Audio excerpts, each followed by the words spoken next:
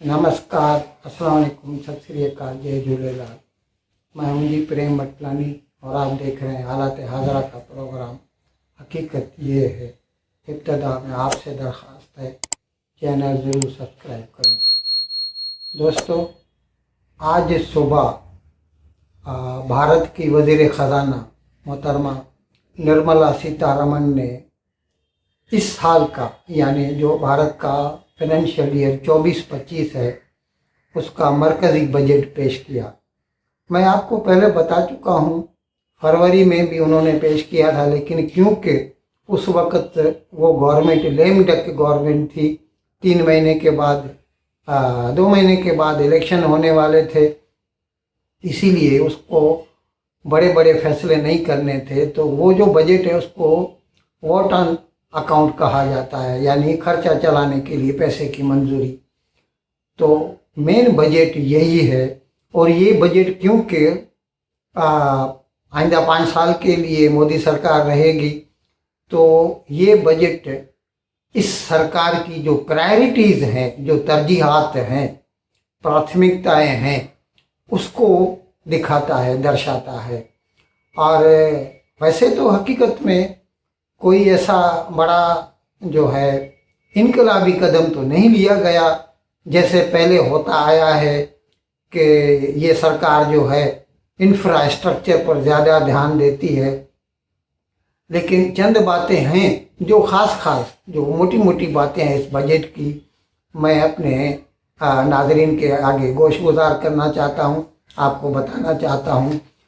सबसे बड़ी बात जो मुझे अच्छी लगी इसमें वो ये है कि सोना जो है ना, उस पर इम्पोर्ट ड्यूटी घटाई है और घटाकर अभी 6% कर दी, 6% की है सोना और चांदी दोनों पर।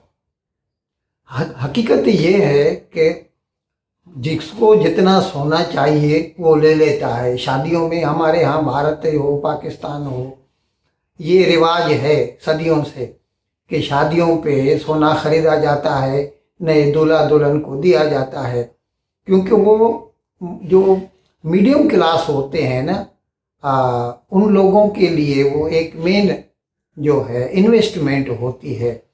तो क्योंकि पिछले जो दौरान लगातार, वैसे तो 2014 से पहले खुद कांग्रेस सरकार ने 10% जो है इसके ऊपर इम्पोर्ट ड्यूटी लगा दी थी, और उसके बाद इम्पोर्ट ड्यूटी लगाने के बाद और जाहिर है फिर बाहर जो सोना मिलता है, दुबई हो, हांगकांग हो, सिंगापुर हो और हिंदुस्तान में, वो ड्यूटी का फ़र्क पड़ता है। और सोने के ये डॉलर का भाव वो भी होता है हिसाब किताब। लेकिन ड्यूटी अगर 10% है तो 10% का तो बहुत फ़र्क पड़ गया, फिर बाद में उसको कर दिया गया 15%। तो 15, इसकी वजह से क्या हुआ कि लगातार सोने की स्मगलिंग बढ़ने लगी और ख़ासी बढ़ गई। हर रोज़ आप अखबार खोल के देख लीजिए, इतने किलो सोना वहाँ से मिला है, इतने किलो। हत्ता कि वो जो लद्दाख है, चाइना और हिंदुस्तान के बीच में, जहाँ पे आमने सामने 50,000 फौज खड़ी है, वहाँ पर भी लोगों को पकड़ा गया, सोना लाने की कोशिश कर रहे थे। तो ये अभी उन्होंने मोहतरमा निर्मला सीतारमण ने सोने की इम्पोर्ट ड्यूटी घटा के 6% की है।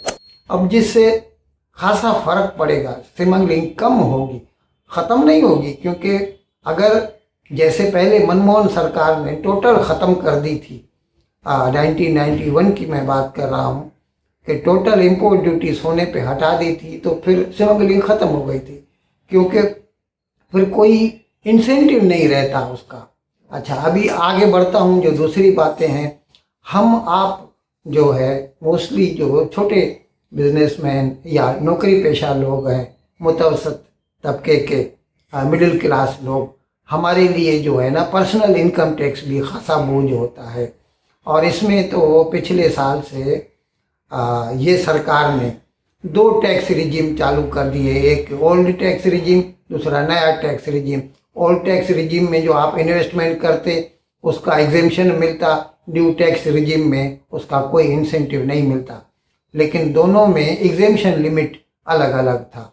तो न्यू टैक्स रिजीम में 7 लाख तक कोई टैक्स नहीं थी, अब भी वही है, 7 लाख तक कोई टैक्स नहीं है।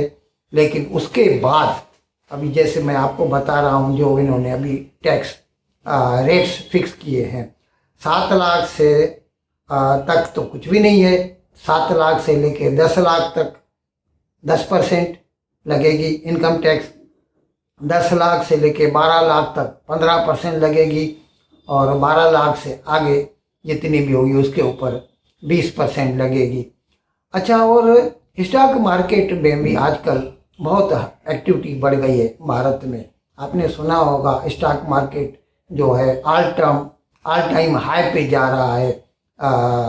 सेंसेक्स हो या NSE निफ्टी हो, निफ्टी 50 हो। और आज इन्होंने जो लॉन्ग टर्म कैपिटल गेन है ना, वो टैक्स बढ़ा दिया। और लॉन्ग टर्म कैपिटल गेन जो है ना, अभी इन्होंने बढ़ा के 12.5% कर दिया है।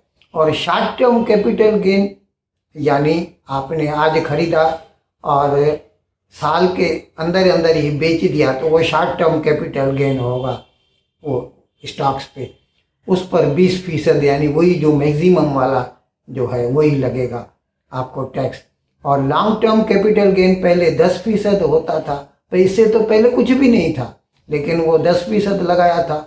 अभी लॉन्ग टर्म कैपिटल गेन को बढ़ा के 12.5% कर दिया है। अभी ये हो गए टैक्स रेट की जो है। दूसरी जो बड़ी बड़ी जो अनाउंसमेंट की मोहतरमा सीतारमन ने, मैं उसके बारे में आपको थोड़ा थोड़ा मोटा मोटा आपको बता रहा हूँ।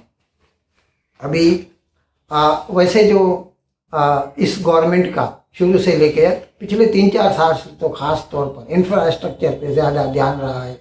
और जैसे मैंने बताया था 22-23 में 7 लाख करोड़ इंफ्रास्ट्रक्चर पर खर्च किए गए, 23-24 में 10 लाख करोड़, और 24-25 का जो इंटरिम बजट पेश किया गया था उसमें 11,11,000 करोड़ का रकम बताई गई थी इंफ्रास्ट्रक्चर पे खर्चा करने के लिए। उसको वहाँ पर ही सेम रखा है, यानी ये 24-25 में इंफ्रास्ट्रक्चर पे 11,11,000 करोड़ खर्चा होगा। और दूसरी बातें मैं एक एक करके आपको बता रहा हूँ। अभी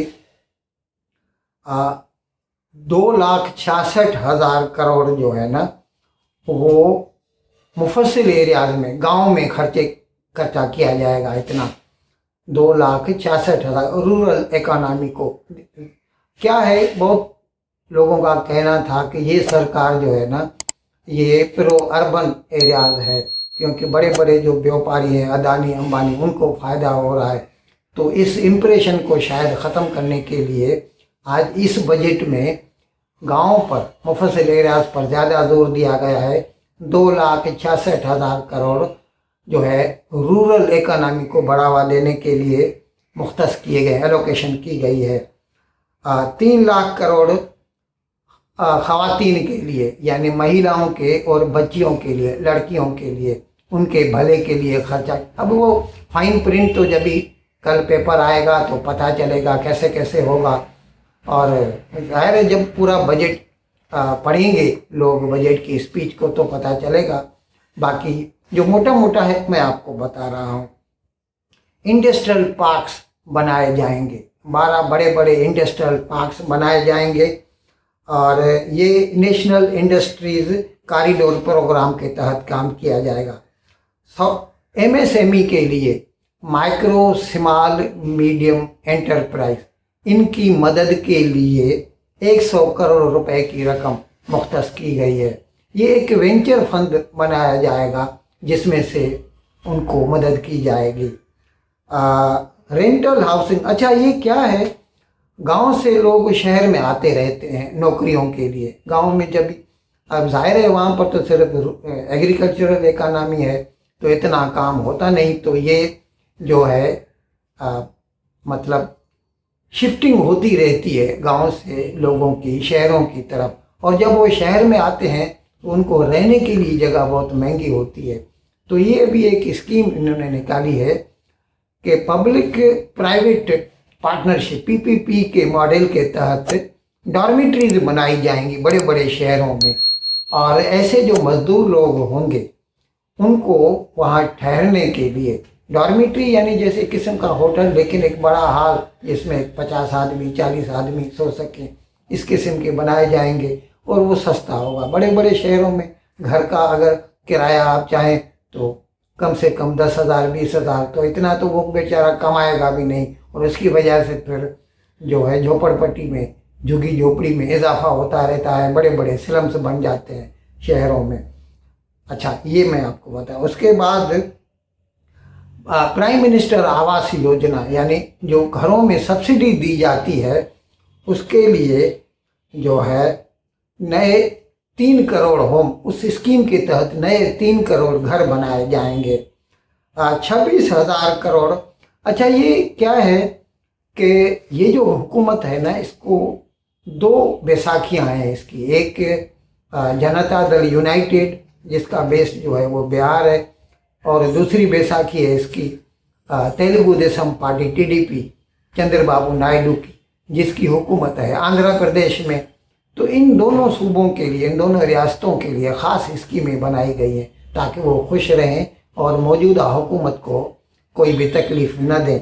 26,000 करोड़ जो है ना बिहार में हाईवेज़ के लिए मुख्तस किए गए हैं, और पब्लिक प्राइवेट पार्टनरशिप के तहत 100 इंडस्ट्रियल पार्क, ये जो पहले मैंने बताया 12 वो अलग से हैं, वो गवर्नमेंट की तरफ से, ये जो है प्राइवेट पार्टनरशिप के साथ मिलकर इंडस्ट्रियल पार्क बनाए जाएंगे। और फ्लड कंट्रोल के लिए बिहार में, मैंने जैसे बताया ना उनको खुश रखना है, तो बिहार में कोसी में जो है सैलाब आता रहता है, तो उसको कंट्रोल करने के लिए 11,500 करोड़ रुपए की रकम मुख्तस की गई है। और उसके बाद कैपेक्स तो मैंने आपको बता दिया। स्पेस टेक्नोलॉजी ने खासी तरक्की की है, और इसके लिए एक वेंचर फंड बना रहे हैं कि जो प्राइवेट भी जो कंपनीज बनाई जाए, स्टार्टअप्स हों, तो उनको पैसा लगता है तो वो प्राइवेट वेंचर फंड के पीछे भागते हैं कभी में। इसीलिए उनको उत्साहित करना या उनकी हिम्मत अफजाई के लिए 1,000 करोड़ का वेंचर फंड बनाया जाएगा। और सबसे बड़ी बात जो है ना, अभी मोहतरमा निर्मला सीतारामन ने कहा फिस्कल डेफिसिट, क्योंकि फिस्कल डेफिसिट अगर ज़्यादा होगा, पूरा नहीं होगा, तो या तो कर्जा उठाएगी सरकार, या तो फिर जो है काम नहीं करेगी जो है, या नोट छापेंगे तो महंगाई बढ़ेगी, रेट ऑफ इन्फ्लेशन बढ़ जाएगा। अभी इस साल उनका कहना है कि फिस्कल डेफिसिट 4.9% जीडीपी का जो है मेंटेन किया जाएगा, और आइंदा साल 4.5%। उसके बाद इस हिसाब से थोड़ा थोड़ा करके घटाया जाएगा। अभी ये उन्होंने अपनी नीयत का इजहार किया। देखें, वक्त बताएगा, जो लोग जिंदा होंगे वो देखेंगे कि ये हुकूमत अपने वादों पे कितना पूरा उतरती है।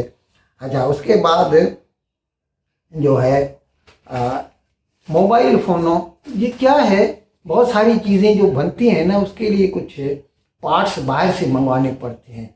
वो अगर वो पार्ट्स महंगे पड़ेंगे तो ज़ाहिर है फिनिश प्रोडक्ट में महंगी पड़ेगी।